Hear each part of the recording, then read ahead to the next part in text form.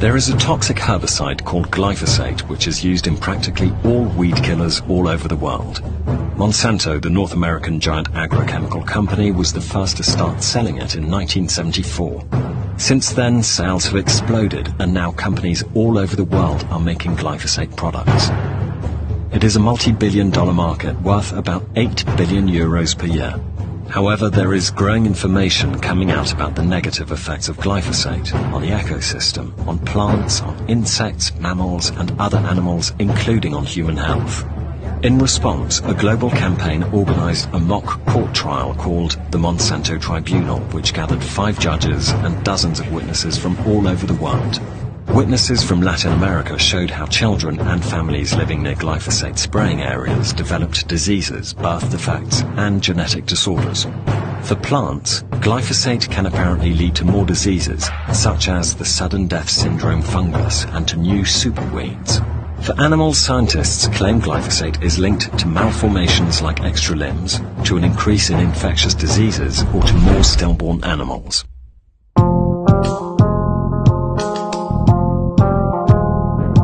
In the USA, thousands of farmers have taken Monsanto to court, accusing their products of causing them to develop cancer. But Monsanto has always said glyphosate was as safe as salt.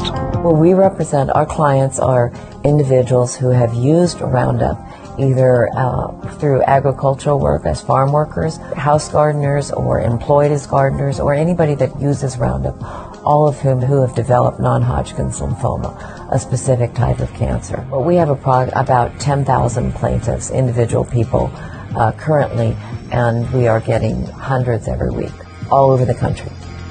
It is thanks to these farmers and their families that we now have growing evidence about glyphosate. This evidence was found in internal Monsanto documents and emails which were released to the US court and then slowly made public during 2017. The company Monsanto has known since 1985. Roundup was originally categorized by the Environmental Protection Agency as a Category C, meaning possible carcinogen. And unfortunately, what one would hope a company would do when they become aware of that is investigate and do more testing. Instead, what Monsanto chose to do is to attack the science, and they've been doing that for the last 30 years to try and prevent people from knowing, instead of doing what we would hope a company would do, which is investigate. Wow, if you find out that there is potential for your product to cause this horrible type of cancer, investigate, do more testing instead of trying to cover up. The Monsanto papers have shown us very clearly what Monsanto is doing around the world to get regulators, to get governments to greenlight the sales of their products, independently of the risks associated with these products, and in particular Roundup, the glyphosate-based herbicide that they sell.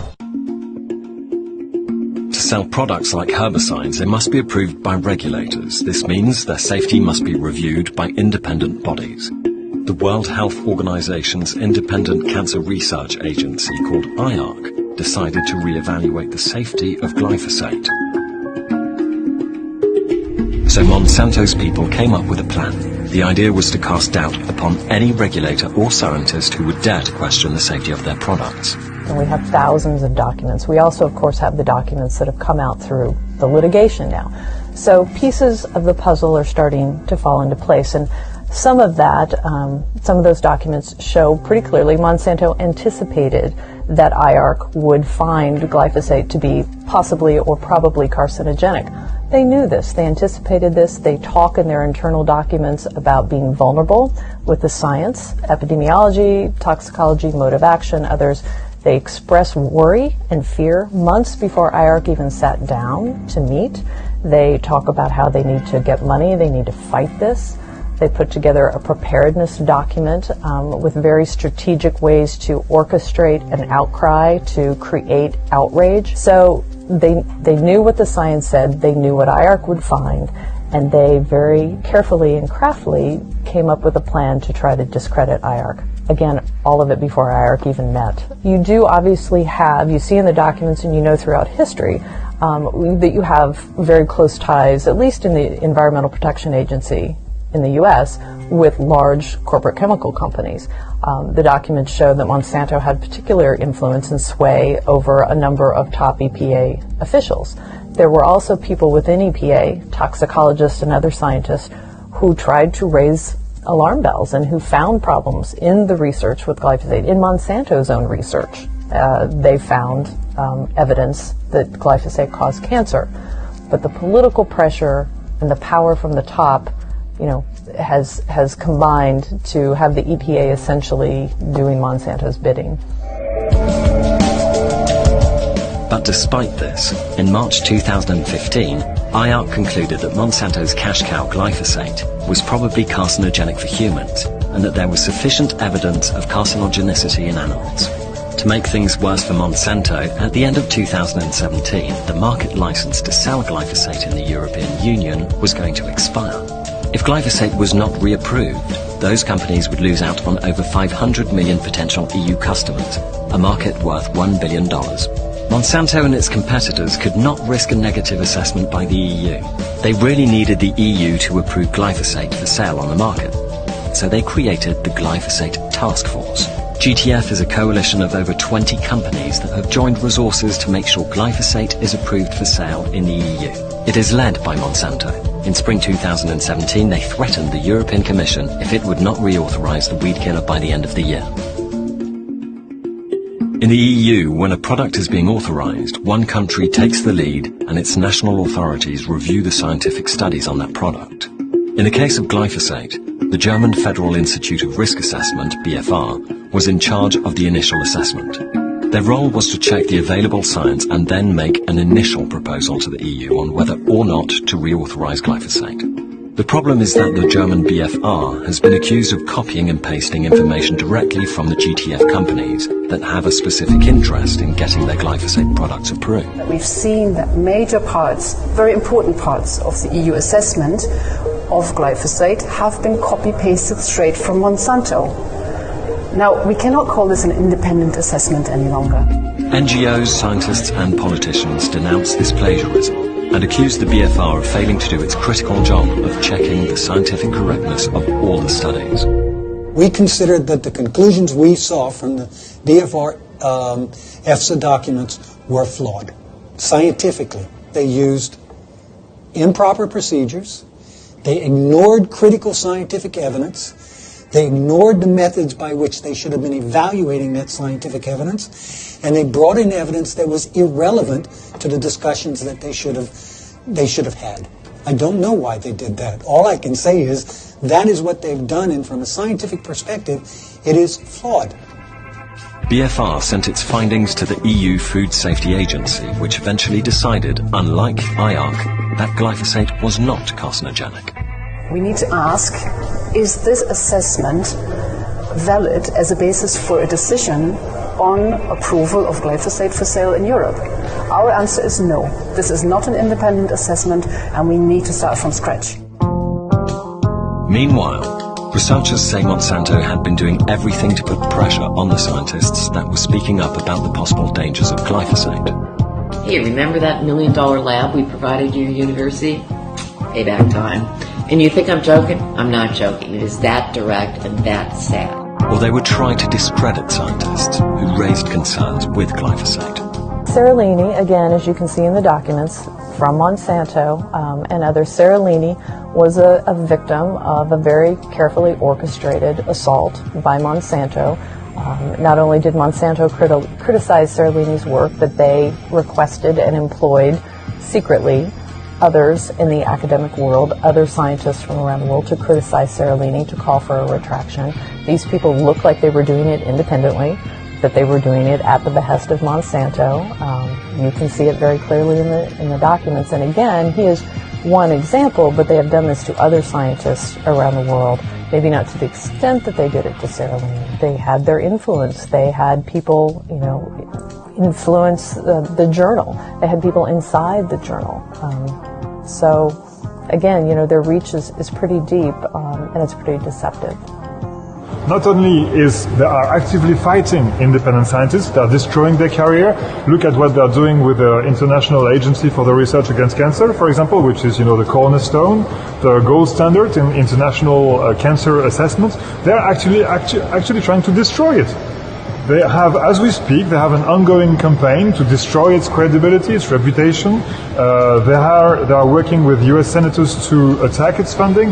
They are using third parties to undermine and to even smear the scientists who've been part of the work. I mean, what they do is not science. Let's be very, very clear about this.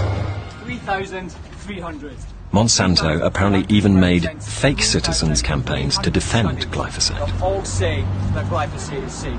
They also enlisted a number of partners, sort of organizations that appear to be independent of Monsanto, but we know are not independent because of the documents.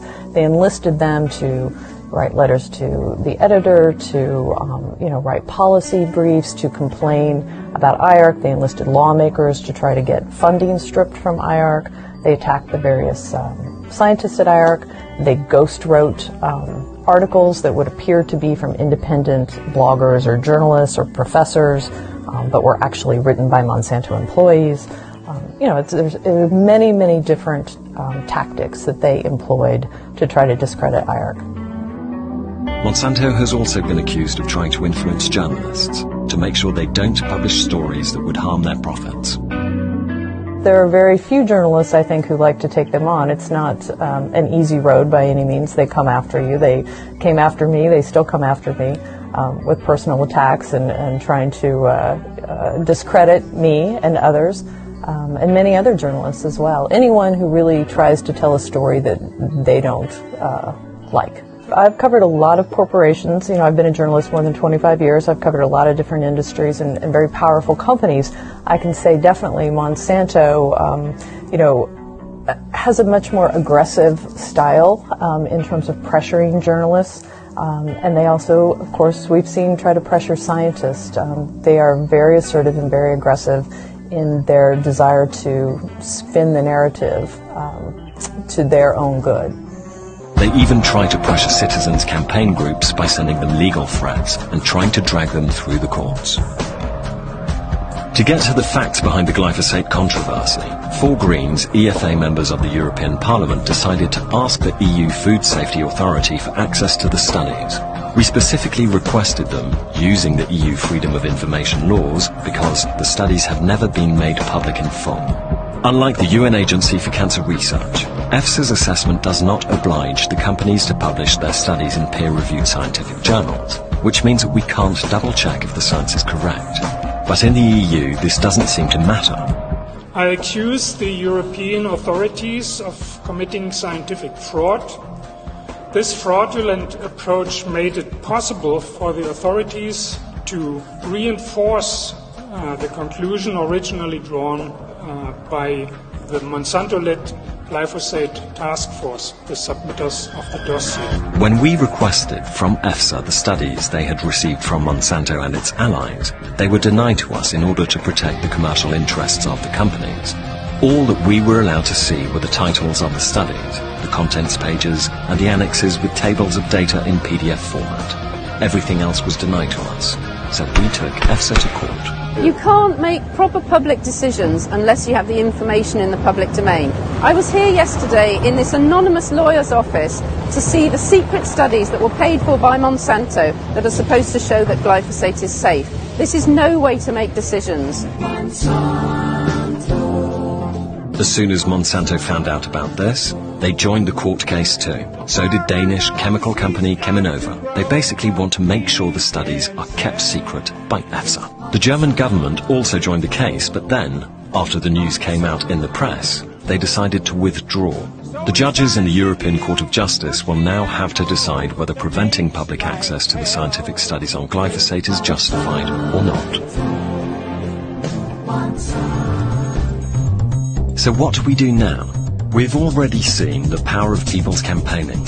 When the debate started in the EU, glyphosate was originally going to be renewed for 15 years, but the European Parliament resisted this and called for glyphosate to be phased out after 5 years. And the governments of the EU were also feeling the pressure from citizens. Although they voted on the prolongation of glyphosate's license 3 times, they always failed to reach an agreement. And so the European Commission had to take the final decision.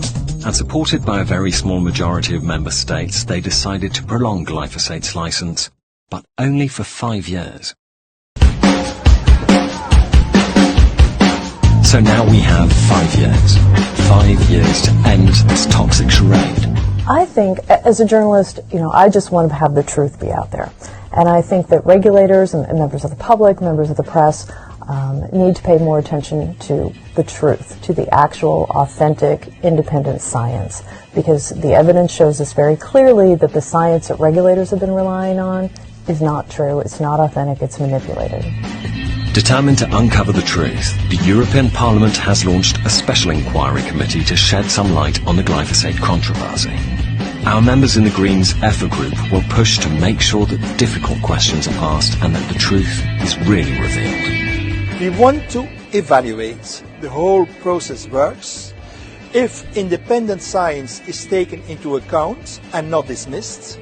We want to evaluate the fact that all data are taken into account, that there is an open and a transparent procedure, and that the agencies that are involved get enough support to do their work in an independent way. There's more good news. The European Commission has already promised to adopt a new law on transparency in scientific assessments. So we will fight to make sure that our regulators only use public, peer-reviewed studies, and that scientists are free from pressure. We can all support independent science by pushing for public funding, particularly for the environment and public health. To achieve all this, we need support from citizens and the scientific community. Ideally, the way it should be done is an agency should get all the information, review that information. The industry should do the analyses, but the agencies have to redo those analyses. You can't trust what you get. You must do it yourself. Then they should write their own reviews and make them very much public. And once they're finished, instead of having this internal agency review across all the countries, bring in a scientific board that's external to all of this, that's chosen for merit, people that are well known to work in these fields, and have them review the final decision in the final literature and say, yeah, we like this, or no, you missed this. We also need to prevent further concentration of power and money in the agro-industrial market. We should oppose the merger of Bayer and Monsanto. That is, again, a consolidation of 2 already very big and very powerful companies. There are a number of players in the agricultural world who are very afraid of such a merger. It will make them ever more powerful, and it will make it ever more difficult to fight them on these sort of issues, I suppose. And in the meantime, the truth will continue to come out. Farmers in the USA will see their day in court, and we hope that justice will be done. And so as more and more people and journalists come out and see what's going on, more and more people call up and say, my spouse died of non-Hodgkin's lymphoma, or I have non-Hodgkin's lymphoma, and I use Roundup. So the case is getting bigger and bigger. In fact, it could be the kind of thing that turns into something similar to cigarette litigation, in that it's nationwide, worldwide. And if you're wondering what you can do, sign a petition, support a citizens' law initiative, or organise a protest. Pressure your local or regional government to ban or phase out glyphosate. Just spread the word and avoid using glyphosate-based products. One of the biggest things we want out of this court case is for people to know. So people know that if they pick up this Roundup, they are risking their lives and they're risking getting non-Hodgkin's lymphoma. We want people to become aware so that they don't